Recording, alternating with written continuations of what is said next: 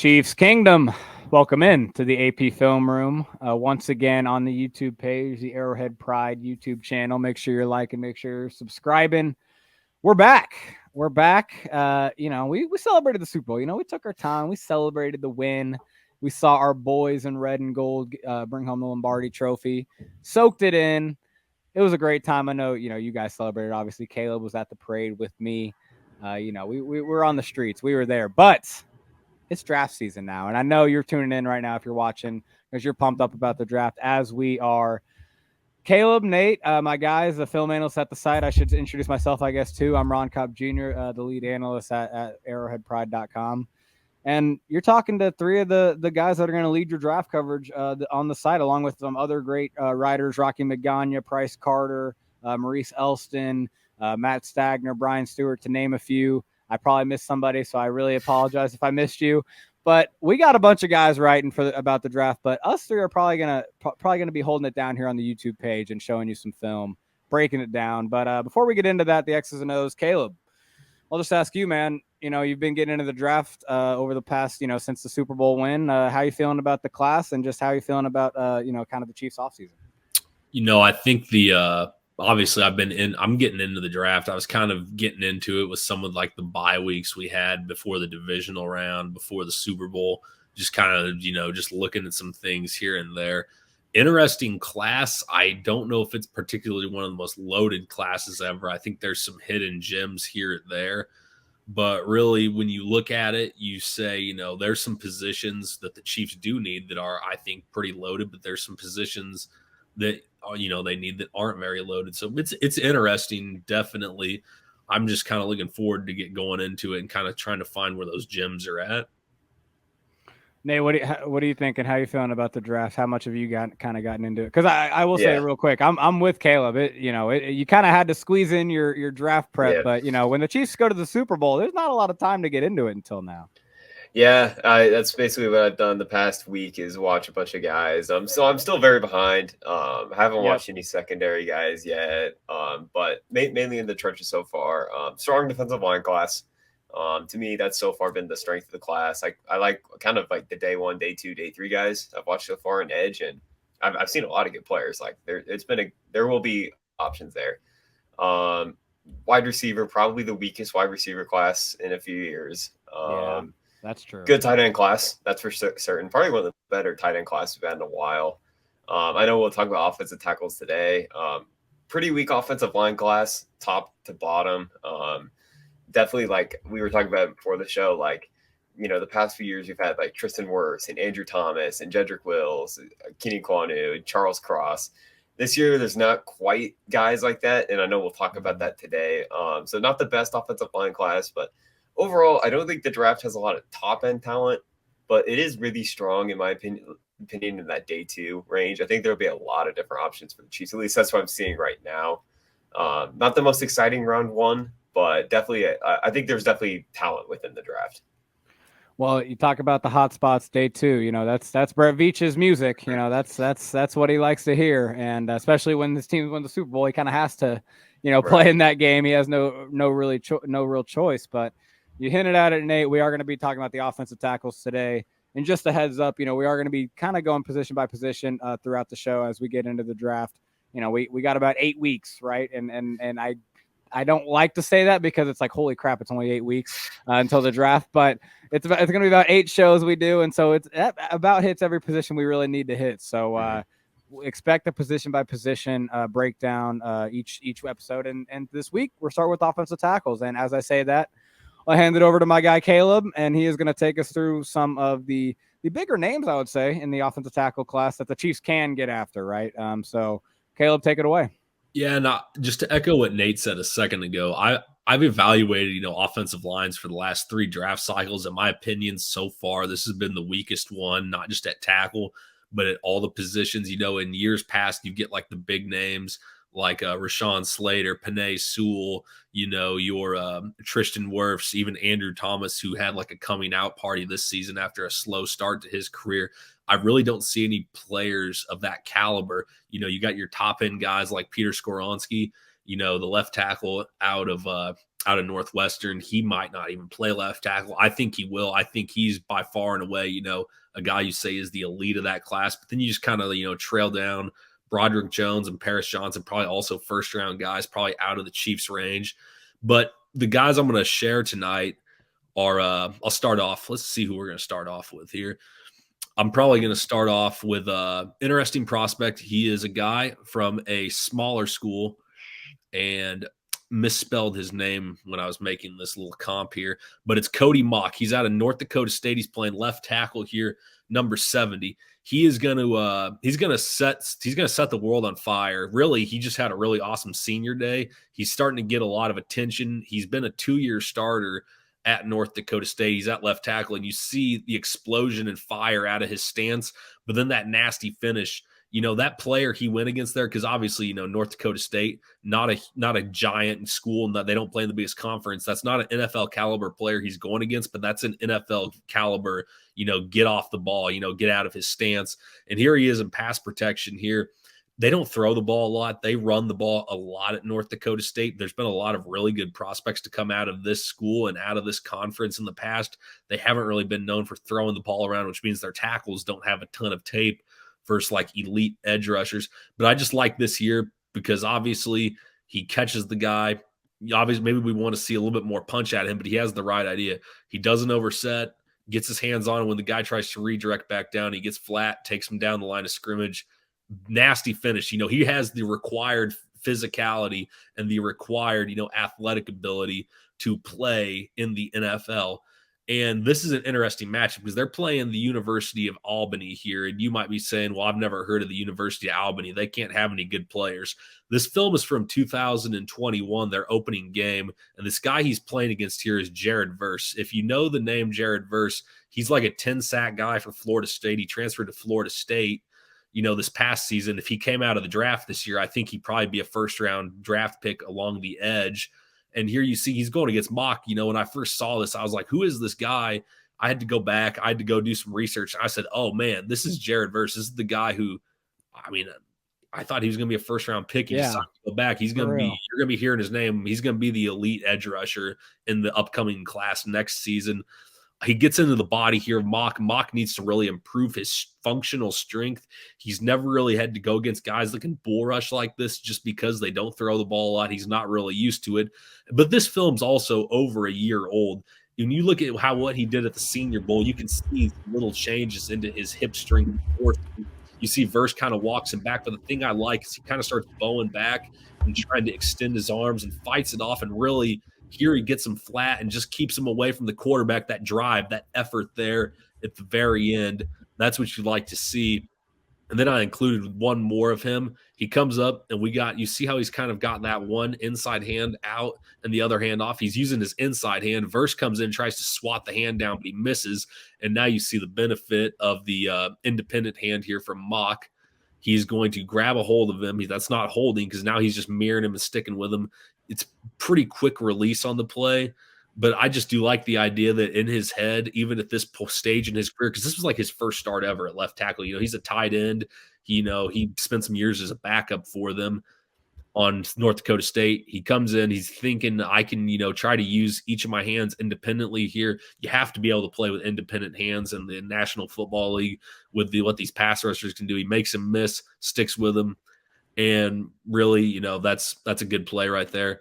I don't think in years past Mauch would be a first-round guy. I think even this year he's a borderline first-round guy. But like you said, the lack of depth, the lack of talent is going to kind of propel him forward to the point where even though he did play at that small school, he's going to have a chance. So quick question. I don't remember Dylan Radins or Raduns. He came from North Dakota State, right? Like, I'm not saying you have to have like a side-by-side comparison, but like, could you give like a quick comparison between them? Because they both came from the same school. Yeah. Radins has kind of struggled in the NFL. Like, I don't think he got drafted by the Titans. I don't think he's playing.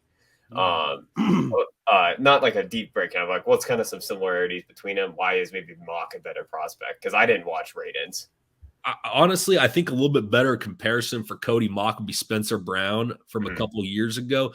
Really, this conference that they play in, the Missouri Valley Conference and the FCS, you've seen Dylan Radins, Cordell Volson, Tyler or Trevor Penning and Spencer Brown get drafted out of that, that's 5 tackles. One, Cordell Volson plays guard now, but that's 5, starting caliber players. And, Dylan Radins has definitely struggled. I don't necessarily see that as the full-on comparison. I think that Mauch has more functional athletic ability. I think that he's going to test a little bit better, but I also think he just plays the game with a little bit more of a nasty streak. Even when Radins was up there at North Dakota State, you didn't really see him flying around and kind of trying to finish people like Mauch does. And Radins also never had a performance versus a player at the level of Jared Verse also.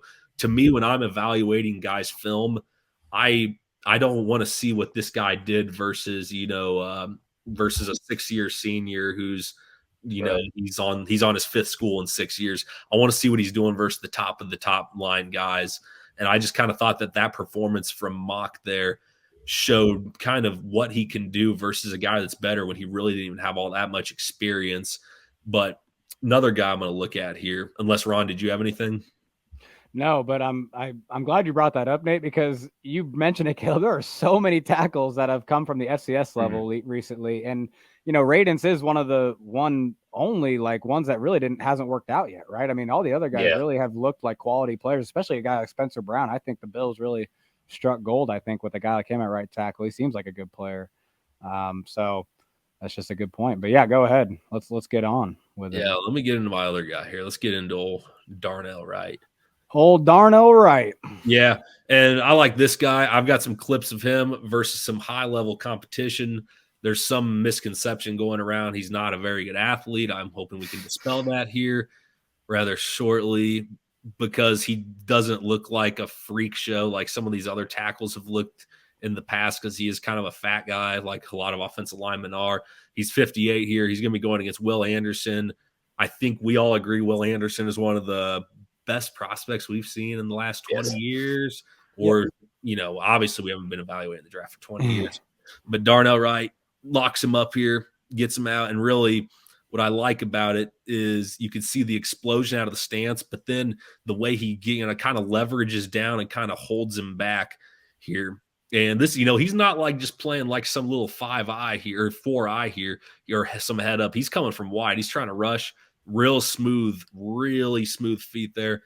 The driving catch is there. Maybe I like to see him keep his hands tighter and not turn his hips so much to the sideline. But he lands his punch.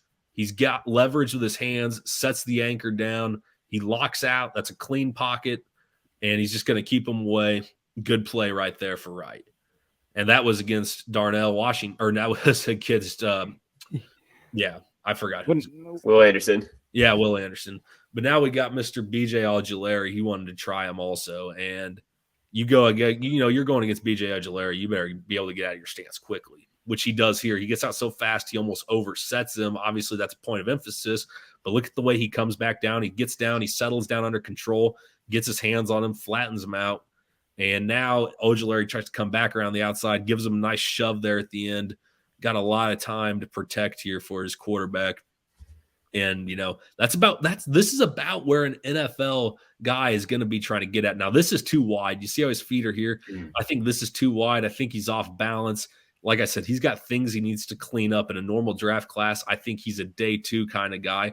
But what you like to see is the way he kind of transitions quickly. And this isn't even like a technically sound play. This is just him out-athleting Ojulari here. So he can get better with some of that stuff. Not like a great technician in there right now, but he has the foot quickness. And then this clip is interesting because I've had people, they said how slow he was. I think this is more deliberate. 41's not really flying up the field right here, so there's no real need for him to want to just start setting. So he's going to give his guard a little bit of help, and he just waits till 41 comes in, and 41 with a big, lazy long arm knocks that down real quickly with the inside hand. Now 41 is offline, and he is nasty. The reason I like both Mauch and Wright are they're both nastier players. They both physically go out and look to finish guys. I think that's a big trait that you have to have in the NFL. You don't want guys who are just, standing around trying to, and, just waiting for the play to get over. You're looking for the guys who want to physically dominate. He does that here, and he creates a big pile. Nice pocket for his quarterback. And then I just include a run clip here. He's going to be on, he gets out here. I don't really like the steps out of the stance, but again, the steps aren't great, but you can see he can move a little bit for being a big guy. Once he gets going, he kind of just crosses it over, just kind of pivots and turns a little bit.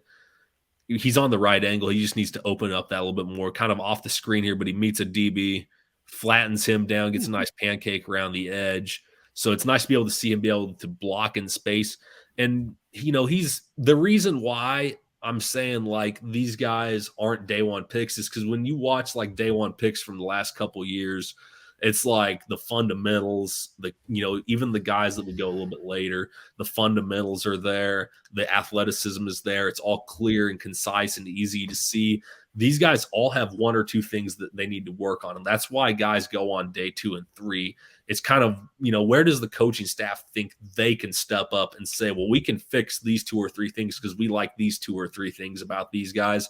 That's kind of, that's drafting in a nutshell. But those are 2 guys I think they're going to have a high ceiling. And I think even if they don't end up on the Chiefs, I think they have the kind of ability that you would need to be able to play at the next level. Yeah, well, you kind of speak to like, you're saying, because I agree with you, you kind of watch these guys. It's just, and I think anyone that's watched the draft over any sort of time, you can kind of just say, okay, it's not day one offensive tackle kind of footwork or just kind of, overall technique. I will say one guy that I do think you can kind of see that with to some extent is the guy I'm going to look at here real quick, and that's Anton Harrison, the Oklahoma offensive tackle. He is a very clean prospect in terms of his technique, his footwork. And I'm going to be showing a lot of his run clips right here because, unfortunately, the only game I have of his is their game against Texas, where if anyone was a college football fan last year, I think you remember that game was a mess, and they had to start running Wildcat pretty early, and it was a very run-heavy script that game. So not a ton of pass sets I'm going to be able to break down today. I do have a few, but it's really just he's a very clean player, but in general, honestly, he's just he's very nimble-footed. He's got great feet. He can move in space. He was getting used a lot on GT counters at Oklahoma, especially this game. Like I said, they were running a lot of Wildcat. You'll see that here a couple times, but does a really good job on both of these. Not only getting to the lane, in the right time, but latching onto someone and engaging and kind of staying on them. Right, watch him drive here, right there. You'll see him obviously coming from the left tackle position, pulling around, latching on to 41, driving him, keeping his hands, again, inside, elbows tight, driving those feet. You'll see it on both of these, right? He does a good job of that on both of these. This one, he doesn't latch on, but he just stays in front and kind of, continues to create that lane for the back to go. But that footwork shows up also when he gets to the second level, right? On the other side of a down block, he's got to be the one down blocking. So you see, here he easily gets to the second level, doesn't really need to help with the double team on there. And what does he do? He latches on, he drives, right? That's what he does. So Anton Harrison, he keeps his hands inside a lot of times too. You see here, he gets out in front of on a stretch play. And yeah, he does not, right. He's not flying, right. He's not moving like terribly, fast, but he gets on a line and he gets to where he's going, and he creates a path. Obviously, 12 has to, he doesn't have a great run path there in general, but you also see here that he just, that footwork, that clean footwork kind of comes, it kind of shows up too when he's just coming off the ball and coming downhill, right. You see him, really good job here. I think he does, great footwork, double teaming, using that front leg to kind of, create the power and then just driving, right. And you see a lot of separation there. As well as this next play here, you'll kind of see him, get inside someone and really just kind of get nasty with it, almost put him to the ground there. And so let me show you some pass sets too from this game from him. But he is just there is a reason he's kind of, it seems like he is the consensus OT3 for the most part right now, right? Behind Broderick Jones, and then, who we've talked about as the top overall prospect in Peter Skronsky. There might be some debate there, but it does seem like Anton Harrison's got it. Another reason too, I think, is because he's a true junior doing this, right? This guy has started as a left tackle since his true freshman year at Oklahoma, and he's been there for 3 years. And he's just, and you see it right here too, where the clean footwork comes in. Yeah, he just gets his hands inside and just gets his feet wide, gets a nice base and just sits there, right, and just kind of keeps him at bay. You'll see it a lot in his tape. That's what he does. He's just a clean prospect with clean hands. But the thing is, he's not the most powerful player, which is where I think maybe he'll have to improve at the NFL level is you won't see him overpower guys quite a bit. He's more just technically sound, and that technique, him being so fundamentally sound, is what gives him the advantage a lot of times in terms of winning blocks or like, maybe pushing someone, out of the way or whatever. But it's not because he's physically overpowering them. He's not a physically, overpowering player. But you can see it, like on a play like this, he again gets his base widened, sits, keeps the bull rush at bay. And you can even see, he even has that good hand position where when the guy does try to get his hand up, he's shoving him back, not letting him get, any sort of more penetration. So, yeah, that's where I do think, it's kind of interesting because when you look at the Chiefs, right, you're kind of looking at probably a right tackle that you're drafting for primarily. You would think. We don't know exactly what's going to happen with Orlando Brown Jr., but that guy's a left tackle that's played a little right tackle, but not much. This next guy is a true left tackle. He's only played left tackle in college, and he is actually someone that is getting, some buzz to the Chiefs. He's been mocked to the Chiefs in some mocks. Jalen Duncan, the Maryland left tackle. He is an older player. He's a redshirt senior. He's started at left tackle for Maryland since his redshirt freshman year. And what really stands out about him right away is the footwork, right? And I am playing the wrong clip that you guys cannot see me playing. And so here it is.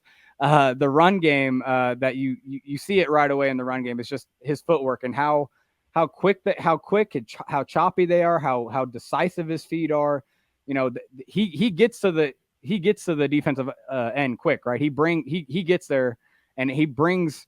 It's not that he's a powerful player, but he gets there so quick and gets there with so much, momentum in closed space. He gathers so much momentum so quickly that he can bring a pop. He can bring a punch, right? Yeah. But that's where, and you'll see it in the second clip, is where he doesn't maintain that strength throughout the play. And he is going against, an edge prospect in Zach Harrison from Ohio State, someone that will probably go on day 2, probably, right, guys, in the draft.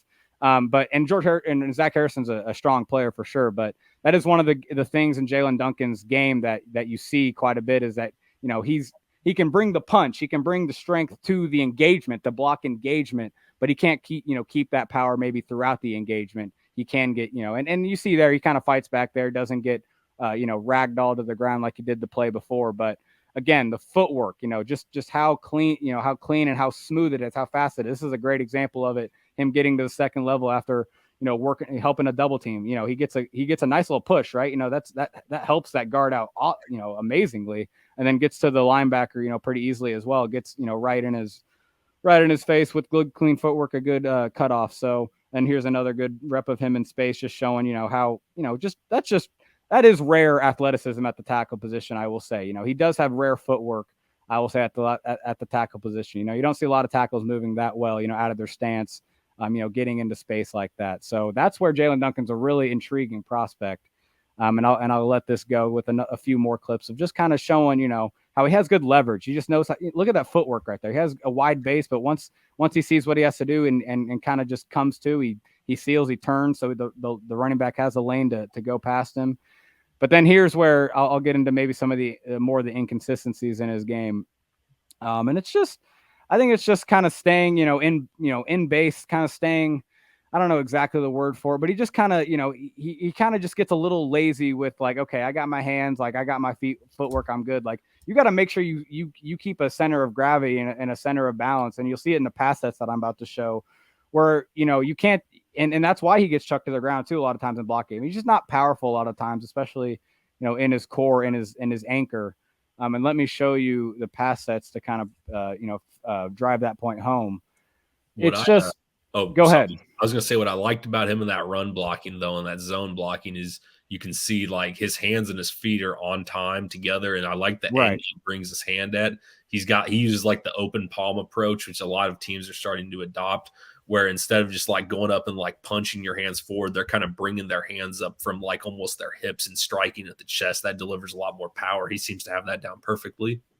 Right. And that's something that he probably understands he needs to have with maybe not being the most powerful player. You need to at least bring the power at the engagement. Right. And I'm glad you kind of reiterated the zone thing, because again, you can kind of see how he'd really fit in the Chiefs offense. The Chiefs the run offense, right? As even the right tackle, if he's the front side of these zone runs, a lot of the time, you can see how he can be really good at, not only getting to the edge and setting that edge, really quickly, but also if he has to be on the backside, cutting off linebackers. So, that's a good point. But these pass sets just kind of show you, again, the footwork. You like how clean he looks, coming back into his pass sets. You like the footwork, the hand placements a lot of the time, but again, just not a strong enough player a lot of the time, to kind of keep from, you'll see it towards the end. Actually, let me fast forward because I do want to, we've seen a lot of this footwork stuff, a lot of what I've been praising him for, but there were some inconsistencies, and this one is actually a really good move by this guy, and he's actually going to be one of the top edge rushers in next year's class. He was the top defensive recruit in the 2021 class. Don't know how to say his name, to be honest with you. I had it written down, don't have my notes in front of me, but very good move. But still, again, I think there are some things to him, and actually you're going to see it even worse on. I think these are the plays. Yeah. I just think sometimes he has the footwork to get into a deep set, but he just doesn't drop deep enough. He kind of just trusts his hands and kind of he just doesn't get deep enough in his drop. And when you have such good footwork like he does, you should think, hey, I can overset and then I'm comfortable being able, like you were showing with Darnell Wright earlier, right, where he was coming back in easily. When you have good footwork like that, you should feel comfortable doing that. And this last one was just him getting, strong armed and beat by a good, rip through. But all that to say is I do think there's some technique things to him where it's just like, it's almost mental things to me almost, and things that can be coached up, right? I think things that can be, with an Andy Heck kind of coach, things that can be, coached out of him. He will need to get power though. He will need to get stronger, but he has this footwork that you really get intrigued by when you see, and this technique, these clean, like you were kind of mentioned, Caleb. So that's why I am intrigued with Jalen Duncan overall. What do you guys feel about him? And, we'll get on to Nate. I'll let Caleb answer. I have not watched Jalen Duncan yet, admittedly. So I know I've heard a bunch of good things about his athleticism stuff. But yeah, Caleb, what do you think about him? I think that, obviously you mentioned the power. If you're not going too well against like Zach Harrison, you're not going to do too well against Max Crosby or Joey Bosa on a consistent basis. But the footwork is there, and I think that's a great point you mentioned. It's like the weird thing is he's got the good footwork. He just doesn't trust himself. He lunges out. Right. I don't know. I feel like if he just took another half set, he'd be okay a lot of the time. But I think a lot of that's also him not trusting himself versus the power, to where he thinks he has to constantly strike first to make the first contact so that he can kind of brace up after that. Yeah, I think that's a good way to put it. Trust, not trusting. It's kind of his own footwork and stuff. But we're talking a bunch of offensive tackles, Nate. Why don't you finish us off with two guys that, again, we may have talked about some guys maybe are gonna go, day one, maybe later day two. I think your guys, might go a little later, although who knows with Dawand Jones, although I just spoiled it a little bit, but he may be someone that climbs a little bit. Yeah, so I got two offensive tackles today, and it's funny. I picked the polar opposites of like body types, like period. We'll start with Dawand Jones. He was the right tackle for Ohio State. He's number 79.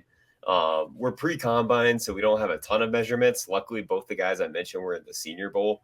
Dawand Jones, 6'8" and 1/8 inch, 375 pounds, 36 and 5/8 inch arms, 11 and 3/8 inch hands, and the biggest wingspan to ever be an offensive tackle. I looked at the mock draftable database, 89 and a half inch wingspan. That is a full inch bigger than the second place guy. Someone named Jared Jones-Smith. I have no idea who that is. Tied for second longest arms ever behind DJ Fluker, who had 36 and 3/4 inch arms. Oh, wow. Tied second biggest weight ever for an offensive tackle. So the kind of key with Dawand Jones is he's just enormous. I mean, it's everything. It's length, it's size, it's arm length, it's hands. Like, he is just a massive, massive offensive tackle. And I'll kind of run through the clips to talk about him. You don't see that on film. Yes, he's not obviously the most like fleet of foot. He's not the most agile defensive end. Like, sometimes when he has to try and open his hips up and like run and wash someone up the arc, it doesn't look great. But for a guy that big, he is like considerably athletic for his size. The mobility is there. He uses his length pretty well. I'll show kind of some of these clips. This clip to me really stood out. I don't know his first name. It's Craig for Iowa. He's going to be a guy that gets drafted next year. And kind of watch how like Dawand Jones just kind of keeps his chest clean just with his length. I mean, just kind of a short set, but just look how long his arms are compared to Craig, like number 45. His arms aren't even on Jones' chest. He just can't reach him. So Jones is, that's kind of how he wins. He wins with his length. He wins with his power. But he has, surprising footwork. He's not a huge, like, great vertical setter. He just kind of takes more flat sets and kind of just uses his length to, like, push people up the arc. But he's quick enough out of that set to where he's not, like, lumbering, I guess would be kind of the way I would frame it. This is a good play. Just kind of, push a guy over. In terms of his run blocking, I know I have a few run blocks in here. He's going to be kind of the front side on his own here. This is pretty athletic to be able to kind of rotate and torque this guy, push him all the way off the ball. That is not an easy thing to do. Kind of be able to kind of use that rotational strength and like explosiveness to do that. This is kind of another just flat set. He's just going to like take on power. Like, yeah, his hips are, pretty good. He is lunging a little bit, but it doesn't matter because he's like so big, but guys just can't really push him around, right? Like there's no one that's really going to be overwhelming him like powerfully. I really like this play. I think this is inside zone, whatever. He's going to wrap his hips around this 3 technique and just like how quick he is at his stance to be able to get around and like kind of wrap and seal that defensive tackle. That is not common for a guy that big. Like Orlando Brown is going to be compared to him a lot. Orlando Brown could not do that. And Jones just like easily does that. Couple more pass sets here. Again, like just use of the length, use of his 2-hand punch. No one's going to be able to go through his chest at all. He resets his hands pretty well for a guy that size. I really liked his game against Penn State because Penn State has a lot of like slippery, smaller pass rushers. They're, notoriously known for really good athletes. And he dealt well on an island with 2-way goes. This one rep I did want to show. He does this. I don't know like what the technique is called, but he's like really good at just like pulling guys to the ground, using kind of his grip strength, his functional strength, and then just like his size to like pull guys to the ground. That was the thing that consistently showed up on tape.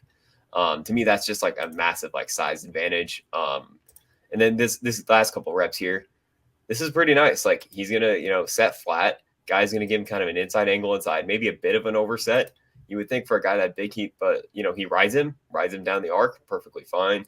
Last rep here before the next guy I show, he's able to kind of open his hips, push him upfield with length. He's not able to get around the corner. So overall, like, yes, Dawand Jones will probably struggle in the NFL against, bigger defense or smaller, slippier defensive ends and stuff like that. But for a guy that big, he moves pretty well. I'm super fascinated to see what he tests at next week because I don't have a great gauge of what he's going to test at. But overall, like his tape's pretty good. To me, he's going to be a day 2 guy just because I do have questions about what he can do like one-on-one in a pass set. But to credit him, like Ohio State runs a lot of true one-on-one pass sets. They're throwing the ball all the time. And I watched a bunch of games of him, and I thought he held up every single time. I have a quick question because you mentioned kind of the Orlando Brown Jr. comps that he is going to get that he has already gotten because of his size. I don't know. What do you think about having 2 though, and you already noted some differences between the 2, but just 2 those kind of size guys, 2 monster guys on the edge. Like, does that fit the offense for the Chiefs particularly more than other teams? Maybe because I actually, if you think about it a little bit, with Mahomes' pocket presence, Mahomes' ability, having an elite quarterback, you kind of do just want someone that's not going to give it up inside, right? Like, hey, right, you're so big, like it's going to be a challenge to get around. I don't know. What do you think about that? The offense was different. I would say, like, if you kind of go back to like Lucas Niang and Orlando Brown, that was kind of a rough tackle combination because both guys could kind of just get beat around the corner. I will say, I think Dawand's a better prospect than Lucas Niang ever was, especially Lucas Niang post injuries. But that's like the one thing about Andrew Wiley. I mean, you saw that in the Super Bowl.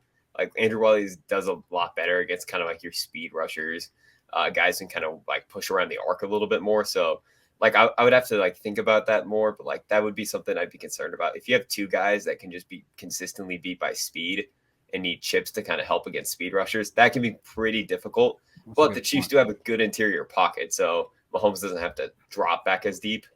But right, maybe that's maybe that's where I was going with it. But at the same time, you're right. Like if you have both of, like if you have one of them susceptible, maybe it's like Mahomes knows that he kind of can play around it and know in his front side is his not blind side is is not susceptible. So anyway. I like his strain. I think he finishes hard. He plays through the whistle more so than other guys do for being as big as he is. That's like so that's the thing about like Orlando Brown is like Orlando Brown to me, like when he loses bad, it's more about like when he loses inside because he's trying to like get up. But like Dawand Jones is really under control for the most part. Like he'll lose to guys around the corner, but you never see him like lose like weight off that inside foot, which is like the thing that like when I was like watching, I was like, okay, like he's gonna be able to figure it out in the NFL. He might lose to guys who are just smaller than him, like a Micah Parsons.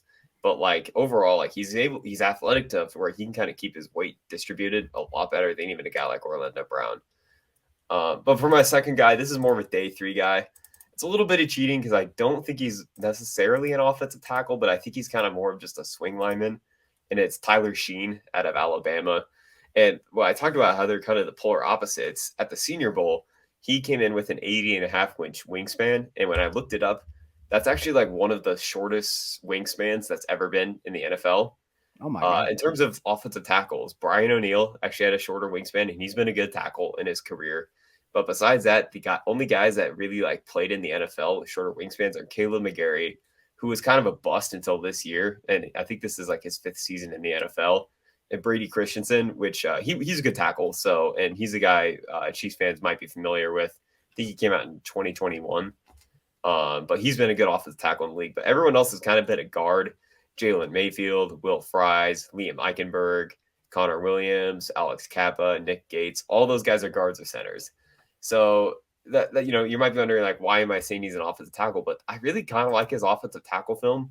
The thing that kind of stands out to me is he's really good on a vertical set.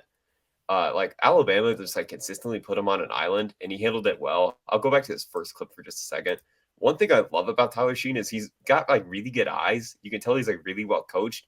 He's like consistently picking up blitzers and like guys who are looping towards him. I don't think I saw him like screw up a protection once.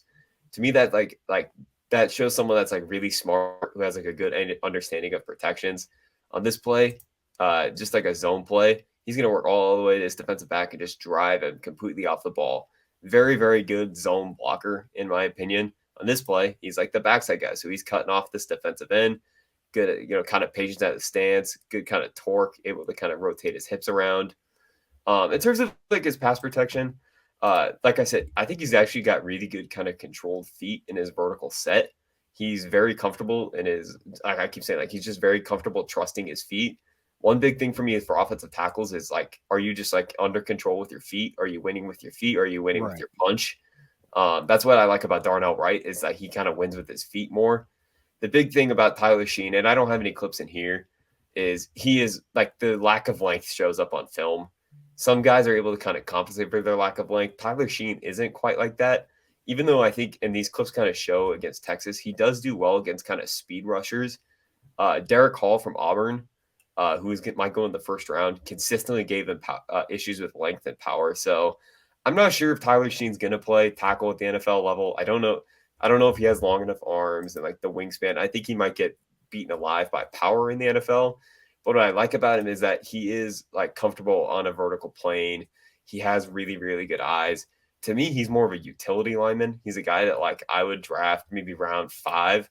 And he's someone that like could comfortably play, I think, tackle and guard, which is not something the Chiefs really have on the roster right now, I guess, outside of Joe Thuney. Even then, like I don't think you want Joe Thuney playing tackle all the time.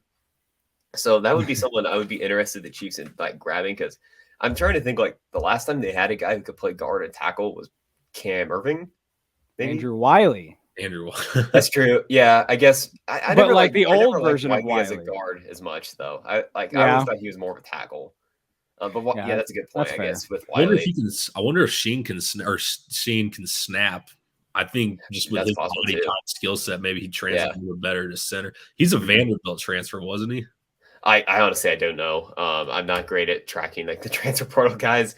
But to me, like I've watched a couple of day 3 tackles. He's definitely the one that stands out the most, because he's definitely the one that's like the best pass protector. Like just to give another name, like Ryan Haynes from Michigan, like that guy can't pass protect in the NFL. But like Tyler Sheen is like very comfortable, like on an island, like by himself. And I think he'd be a fun kind of target in like round 5 as a guy who can, if he's there, who can play like inside out. If he had to play like in a pinch in the NFL, I actually think he'd be one of the guys who could maybe play tackle.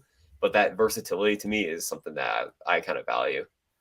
No, but I bring up the Wiley thing because I do think they used to value that so much. And since they've kind of locked down the guard and center position, I feel like maybe it hasn't become as important anymore to have this guard that can also push out the tackle, but Mhm. it's something that, I mean, they've loved to have. And you're right, Cam Irving was definitely one of them too. But Andy Heck, I mean, they love versatility. So I wouldn't be surprised at all if, maybe even a 4th round pick, just, because it's so, that'd be good maybe for they, that pick.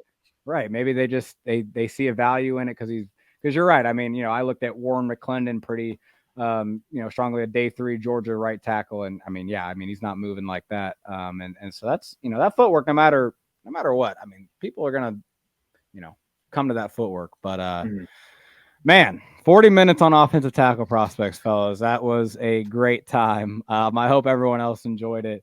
This is what we're going to be doing. And it's only going to get more and more fun as the draft process goes on, as we learn more and more about these guys. I mean, we don't even have combine numbers on these guys yet. So we're excited. So appreciate you guys watching tonight. Appreciate everyone tuning in. Make sure you're liking and subscribing. We will be back next week. We have not decided which position to look at. We will debate that amongst ourselves outside of the show, but it'll be fun either way. So make sure you're tuned in. Appreciate you guys watching again, and we will catch you next week.